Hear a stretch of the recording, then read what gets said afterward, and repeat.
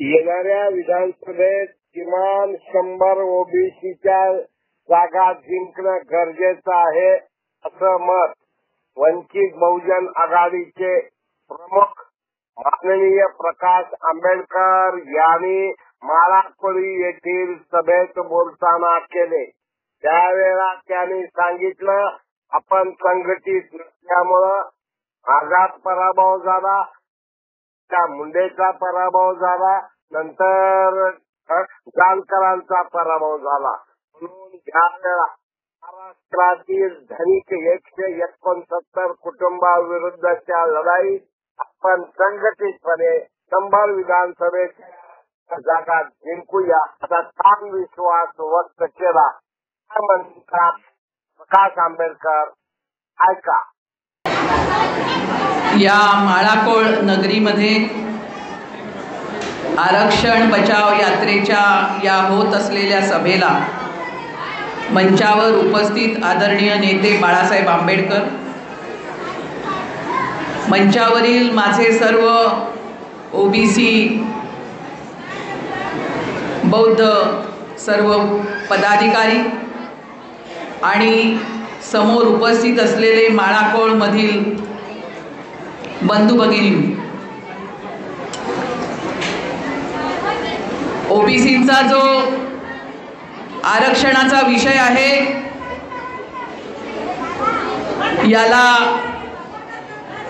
आज एका संकटामध्ये जे घालण्यात आलेलं आहे, या ठिकाणच्या गरीब मराठा बांधवांना आरक्षण हवं आहे आणि या आरक्षणासाठी वंचित बहुजन आघाडी आणि बाळासाहेब आंबेडकरांनी प्रथम पासून पाठिंबा दिलेला आहे। आज यातील काही मराठा बांधव आम्हाला प्रश्न विचारत आहेत आणि काही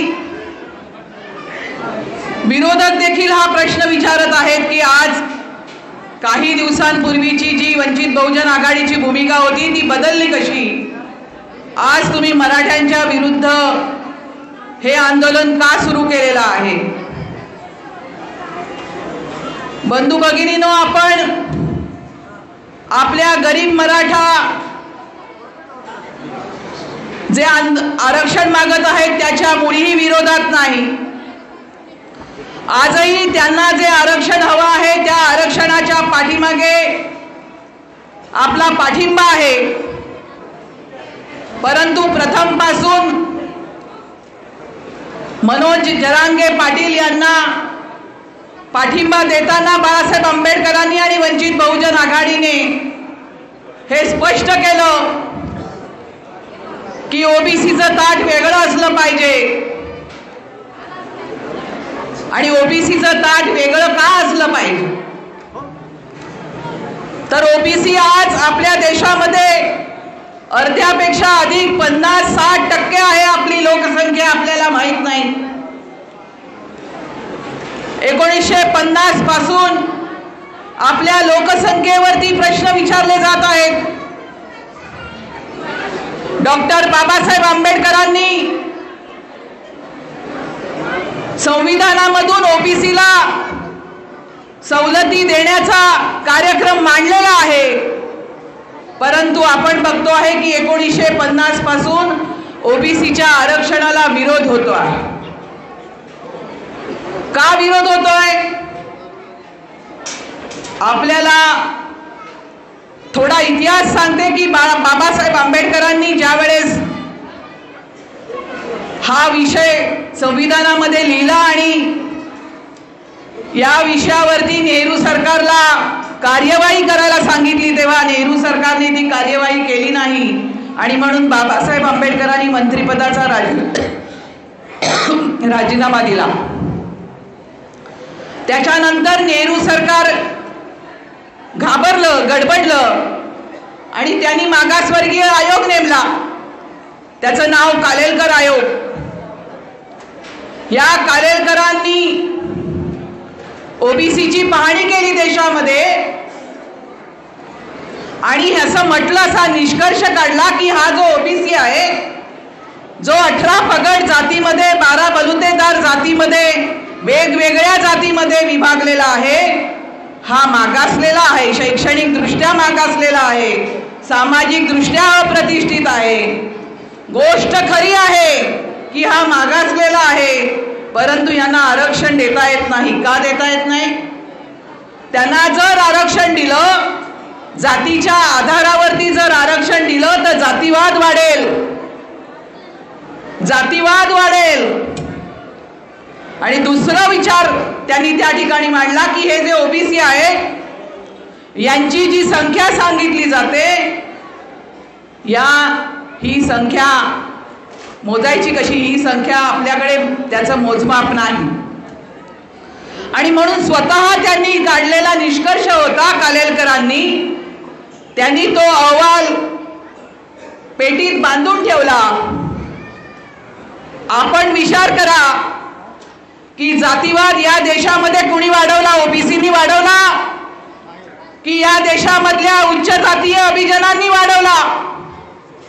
आपण बघतो आहोत की मनोज जरांगे पाटील आज जी मागणी करत आहेत, ती मागणी, त्यांची मागणी पाहिल्यानंतर आज या ठिकाणी ओबीसीच्या मनामध्ये जी भीती निर्माण झालेली आहे, आम्हा सर्वांच्या मनामध्ये जी शंका निर्माण झालेली आहे ती ही आहे की पहिल्यापासून बाबासाहेबांना राजीनामा द्यावा लागला तेव्हापासून तर आजपर्यंत ओबीसीच्या आरक्षणाला या देशातल्या प्रस्थापितांनी विरोध केला.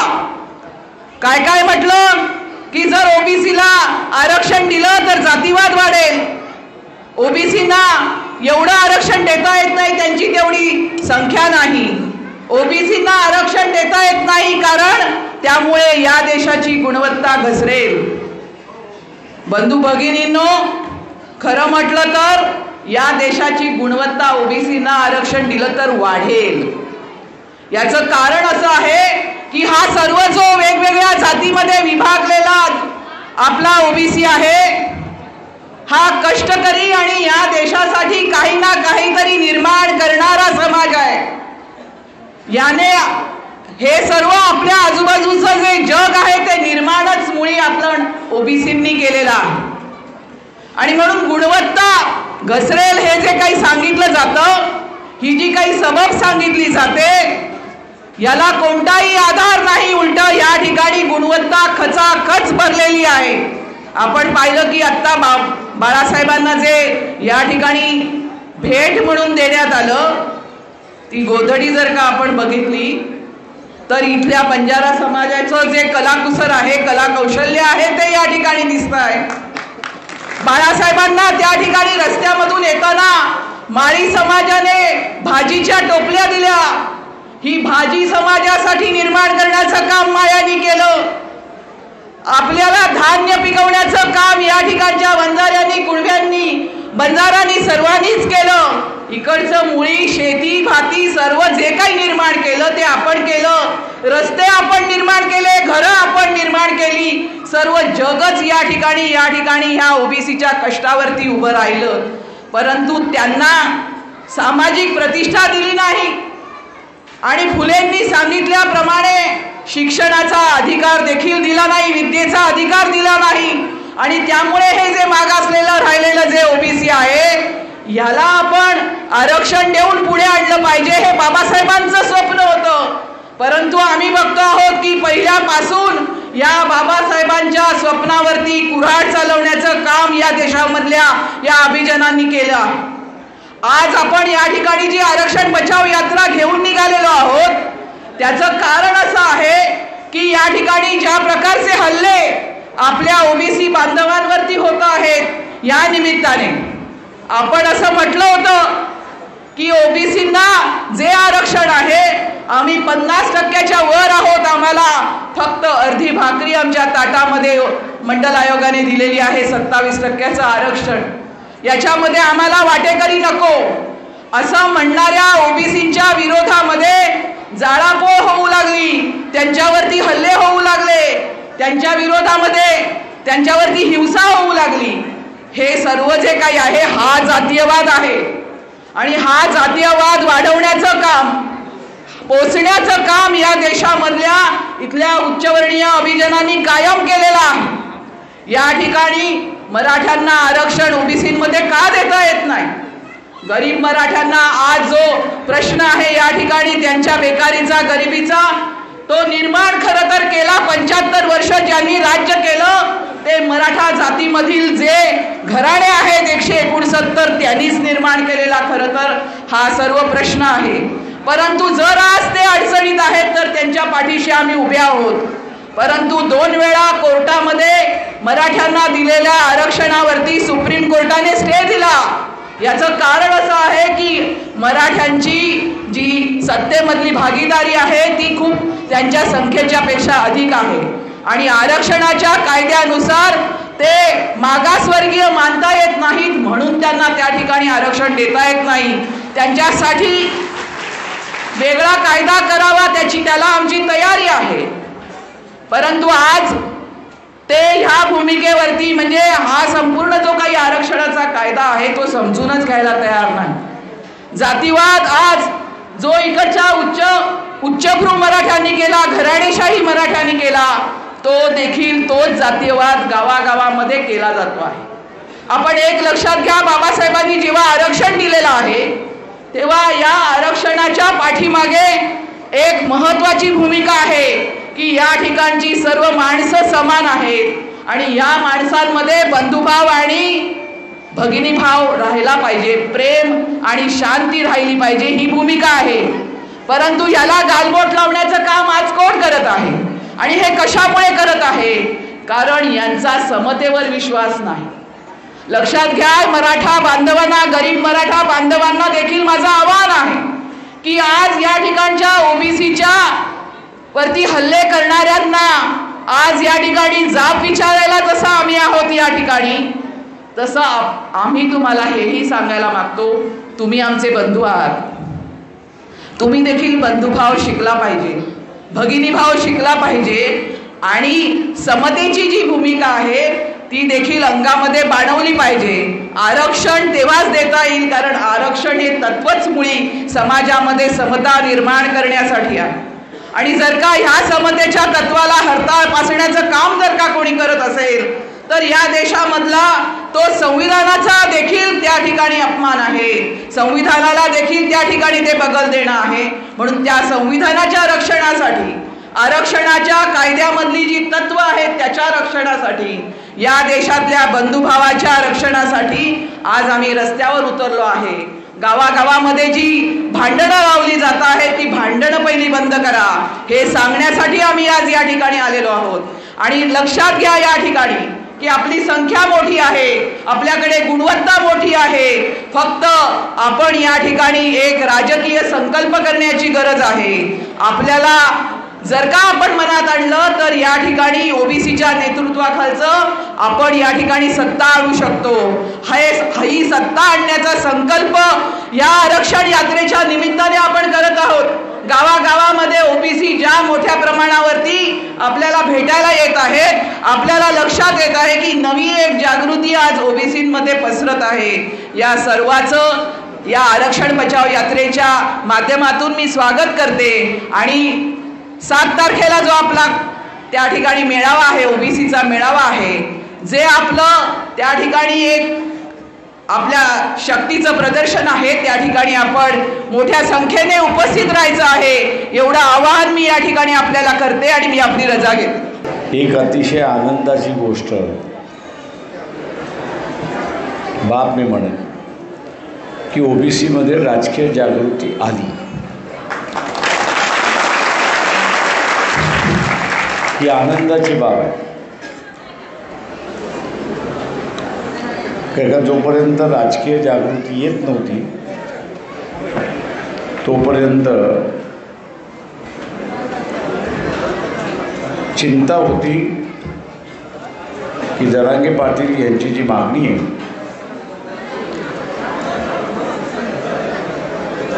जी मागणी आहे की मराठा समाजाला ओबीसीतून आरक्षण द्यावं, तिला ओबीसीत विरोध करायला आला नाही तर उरलेला कोणीच विरोध करणार नाही अशी परिस्थिती आहे। आज ओबीसी जागा झाला, स्वतःच्या अधिकारासाठी लढतोय, तो आता मार्च म्हणून लढतोय. याच्या पुढची जबाबदारी आहे की ओबीसीचे नेते निर्माण करणं ही गरज आहे.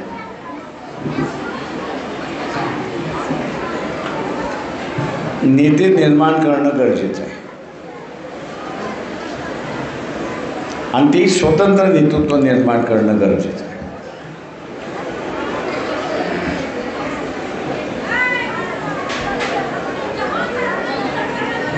या पोस्टरवरती जी काही चित्र आहेत, फोटोज आहेत,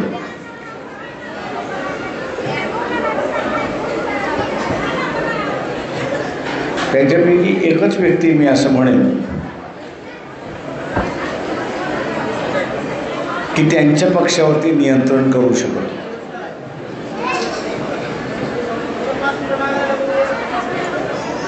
तो त्यांच्या पक्षावरती नियंत्रण करू शकत होता आणि त्याचं नाव आहे गोपीनाथ मुंडे.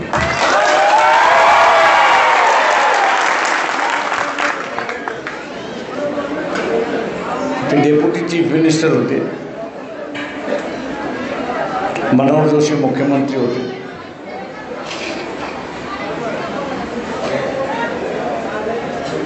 फोन आला एकदा संध्याकाळचं, प्रकाशराव भेटता येईल का? म्हटलं येईल, भेटता, काय त्याच्यावर. मी दुसऱ्या दिवशी भेटलो, म्हटलं मी राजीनामा देतो. म्हटलं का?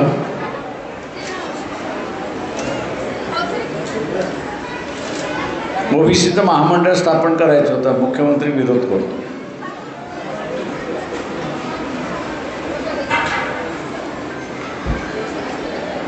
म्हटलं तुमच्या पक्षात बोलणी झाली का? त्यातले माझा पक्ष म्हणजे मीच पक्ष. गोपीनाथची स्टाईल होती. म्हटलं गोपीनाथ, सभेमध्ये भाषण करणं वेगळं आणि चर्चेला बसणं हे वेगळं.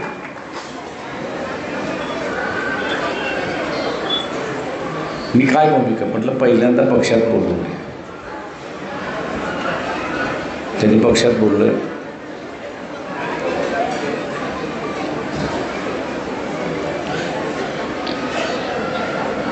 आणि शेवटी त्यांच्या पक्षाने त्यांना मान्यता दिली की तुम्ही ती करा. ही बातमी जशी पसरली तशी मनोहर जोशी त्यांना बोलून दिसली, फाईल साईन केली आणि म्हटलं गोपीनाथजी ही फाईल आहे, याची अंमलबजावणी करा.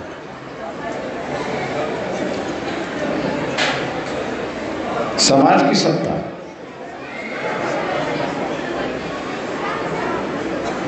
समाज की सत्ता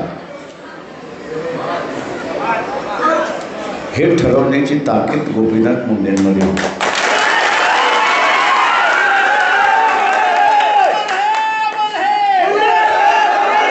आता तसं फार कोणी राहिलेलं नाही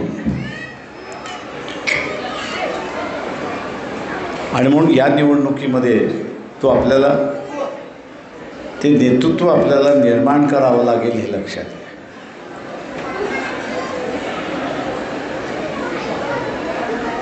मला माहिती आहे की छगन भुजबळ आहेत, पंकजा मुंडे आहेत, त्याच्याच बरोबर असताना धनंजय मुंडे आहेत, त्याच्यानंतर कोल्हे आहेत, अशी अजून 5-6 नावं घेऊ शकतो.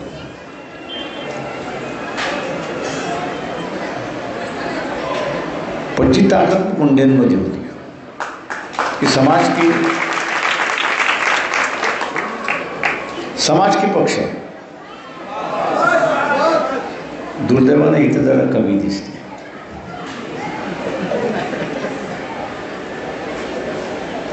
आणि म्हणून या निवडणुकीमध्ये ओबीसी समाजाचे आमदार आपण निवडून आणले तर त्यामधनं ओबीसीची लीडरशिप उभी राहील आणि ती लीडरशिप उभी राहणं हे महत्त्वाचं आहे.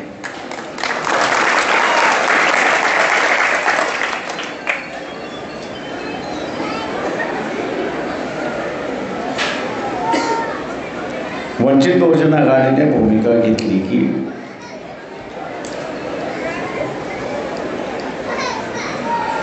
न्याय हा सगळ्यांची झाला आणि म्हणून अगोदरपासून भूमिका घेतली की ओबीसीचं ताट वेगळं आणि मराठा समाजाचं ताट.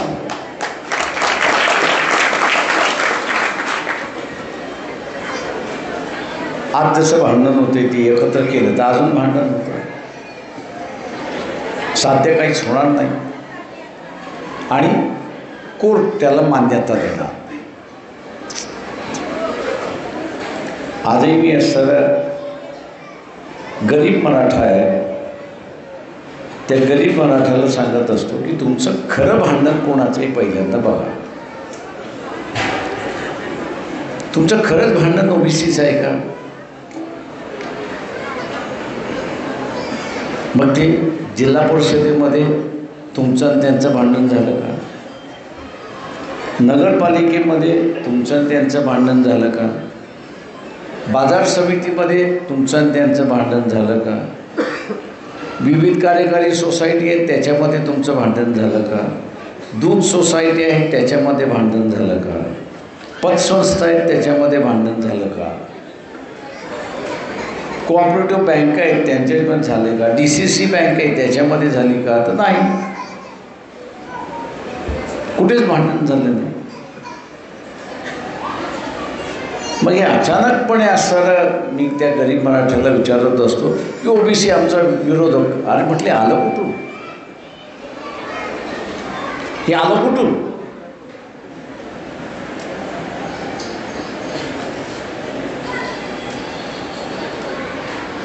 इथल्या गरीब मराठ्याला माझं सांगणं आहे की तुमचं भांडण ओबीसीशी नाही, तर तुमचं खरं भांडण हे श्रीमंत मराठ्यांची आहे, एक लक्षात घ्या. आणि हे श्रीमंत मराठे फार मोठे नाही आहेत, ते 169 कुटुंब आहेत फक्त महाराष्ट्रामध्ये. 169 कुटुंब आहेत.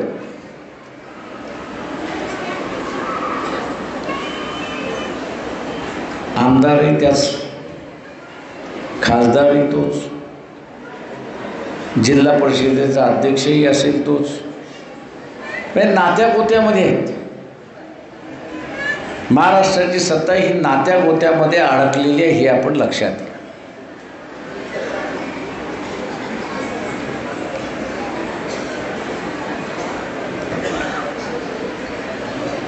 भोसीकरांनी चांगलं उदाहरण दिलं की BJPचे काउंटिंगचे एजंट चव्हाण जिंकला तर त्याच्यामध्ये जिंदाबाद मुर्दाबाद करायला मोकळे का? तर नात्यातला याच्याकडून खाण्याच्या ऐवजी याच्याकडून खा, आपल्याला काय फरक, खायला मिळतंय बस झालं.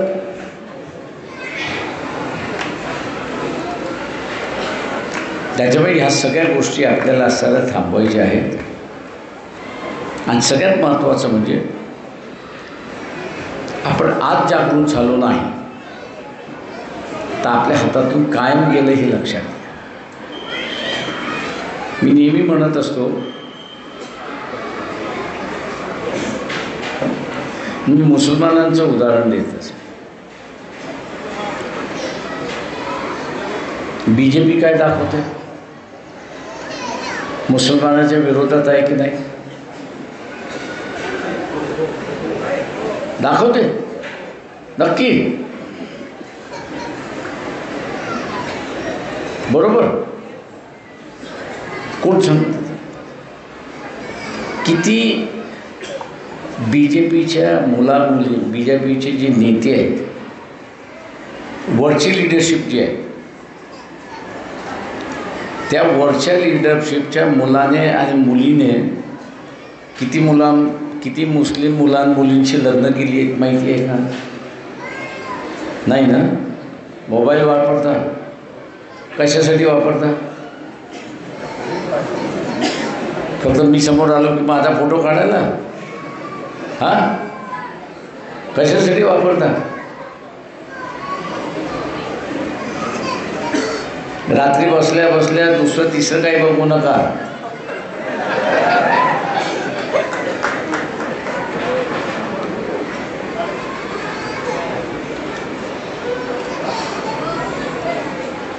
त्या गुगलवरती जाऊन BJPच्या कुठल्या नेत्याच्या मुलाने आणि मुलीने मुस्लिम मुलांमुलीशी लग्न केलेले तेवढं टाईप करा, तुमच्याकडे यादी घ्या.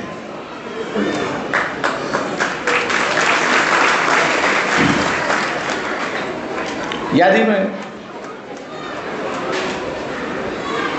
ते मस्तपैकी बिर्याणी खातात आणि आपण असं नसतो हाडकं मोजत बसलो. ती कोणाची? तर माणसांची.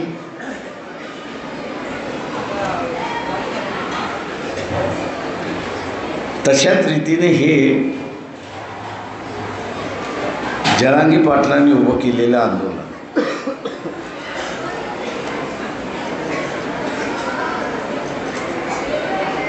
तो दाखवतोय की मी भांडतोय गरीब मराठ्यासाठी, तिथपर्यंत तो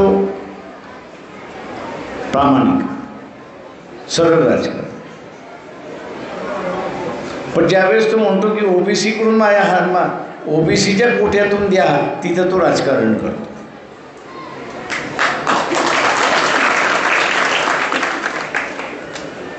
आपण सगळ्यांनी जरांगे पाटलांचे आभार मानले पाहिजेत. अरे बाबा, तू अजून जोराने आंदोलन कर, म्हणजे ओबीसी अजून जागा होईल.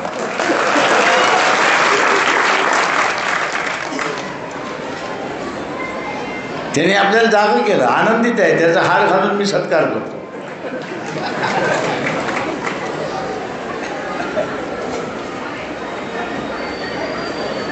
पण इथंही तो तिसरा खेळ करत असतो, एक लक्षात घ्या.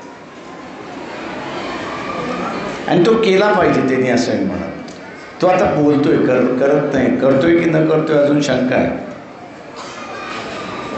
आणि ती म्हणजे तो जो म्हणतोय ना 288 मी लढणार,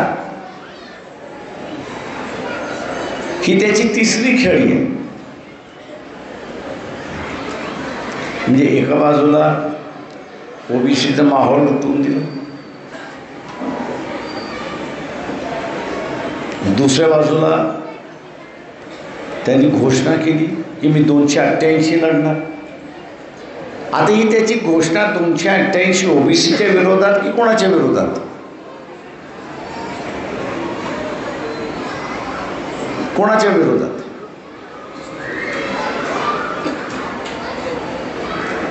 कोणाच्या विरोधात?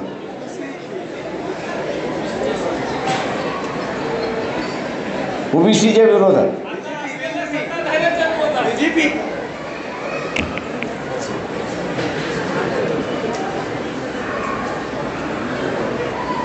बरं, मानू आपण की BJPच्या विरोधात. अजून कोणाच्या विरोधात?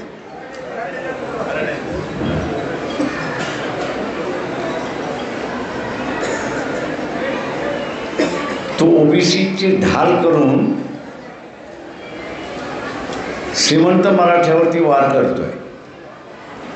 आणि माझं म्हणणं आहे की त्यांनी तो वार करावा.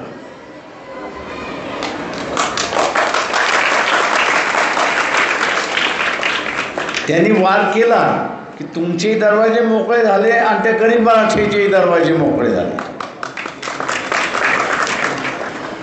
पण तो करतोय की न करतोय हे आपल्याला बघावं लागेल. हे आपला नुसता धमकी देत बसलाय. जो धोका आहे तो मी आपल्याला सांगतो, तो धोका शरद पवारांचा आहे.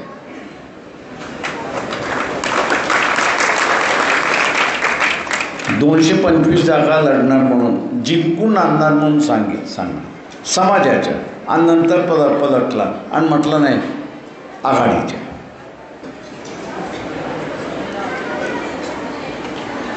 तेव्हा 225 आणायच्या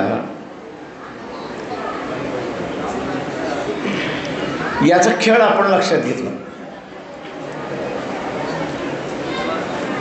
आरक्षणाला धोका विधानसभेच्या निवडणुकीच्या अगोदर नाही. ओबीसीच्या आरक्षणाला धोका हा विधानसभेनंतर आहे, लक्षात घ्या.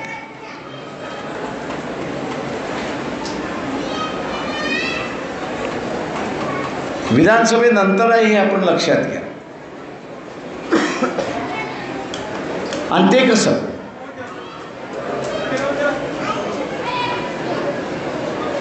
राहू द्या. आणि ते कसं? तर ओबीसी समाजाची मागणी आहे. ओबीसी समाजाची मागणी आहे. काय मागणी आहे? जात गणना झाली पाहिजे. आहे की नाही? ही मागणी आहे की नाही? याच मागणीला धरून तुमचं आरक्षण घाला.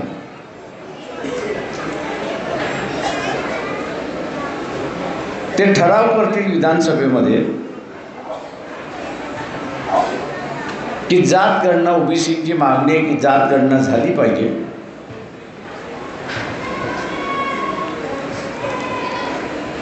आणि म्हणून ही विधानसभा ठराव करते की जात गणना झाली पाहिजे. आणि त्याच्याचबरोबर दुसरा ठराव करतील की ओबीसीची टक्केवारी माहीत नसल्यामुळे आणि जात गणना होत असल्यामुळे ओबीसीच्या आरक्षणाला स्थगन देता येते अशी असणारी परिस्थिती. स्टे देऊन टाकला. स्टे दिला तर काय झालं? हे लागू होणार नाही. पॉलिटिकल म्हणजे राजकीय आरक्षणासाठी तो खेळ हायकोर्टातून सुप्रीम कोर्टातून झाला. आता शिक्षण आणि नोकरीमध्ये जे काही लागणार आहे त्यांना असणारं विधानसभेमार्फत लावल्या जाईल. हा विधानसभेतला ठराव मंजूर होऊ नये म्हणून आम्ही असताना ओबीसी समूहाला टार्गेट दिलं की किमान 100 आमदार तुम्ही निवडून आणले पाहिजेत तरच हे थांबणार. आता 100 आमदाराच्या पाठीमागचं कारण कळलं. निवडून आणणार. आता हे निवडून आणायचं असेल तर अजून एक गोष्ट केली पाहिजे. अजून एक गोष्ट केली. आपण बघा की मी पडलो, त्याच्यानंतर जानकरी पडले, त्याच्यानंतर पंकजा मुंडेही पडल्या.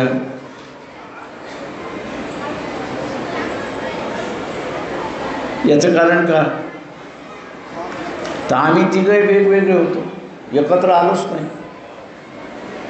एकत्र आलो असतो तर जिंकलो असतो.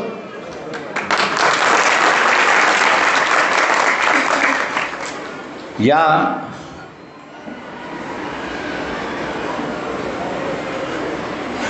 आरक्षण बचावाची यात्रा जी आहे ही 7 ऑगस्टला सभेच्या रूपांतरातून आपण थांबवतो. सभेच्या रूपातून थांबवतो. तेव्हा आरक्षण वाचवणं हे आपलं असणारं पहिलं कर्तव्य आहे. आणि म्हणून ज्या चुका आपल्याकडून झाल्या त्या पुन्हा होणार नाहीत हे पाहिलं पाहिजे. ज्या चुका झाल्या त्या आपल्याला पुन्हा होता कामा नये आपण हे पाहिलं पाहिजे. आणि म्हणून आपण काय केलं पाहिजे? त्या ठिकाणी तर ओबीसी समूह एकत्र आहे हे दाखवणं गरजेचं आहे. ओबीसी समूह एकत्र एकत्र आहे हे दाखवणं महत्त्वाचं आहे. 7 तारखेला मंडल दिन आहे. या दिवशी ओबीसीना आरक्षण देण्यात आलं, जाहीर करण्यात आलं, लागू झालं. तो दिवस आपण असा साजरा करतोय. तो दिवस साजरा करत असताना ओबीसी हा एकच समाजाचा नाही तर हा वेगवेगळ्या समूहाचा आहे. त्यांनी त्याची मूठ बांधलेली आहे. ती मूठ आपल्याला अमरावतीला दाखवायची आहे आणि ती आपण दाखवून द्याल ही अपेक्षा मी बाळगतो. आणि आरक्षण आपण वाचूया एवढं बोलतो ना आपल्याला जाईल.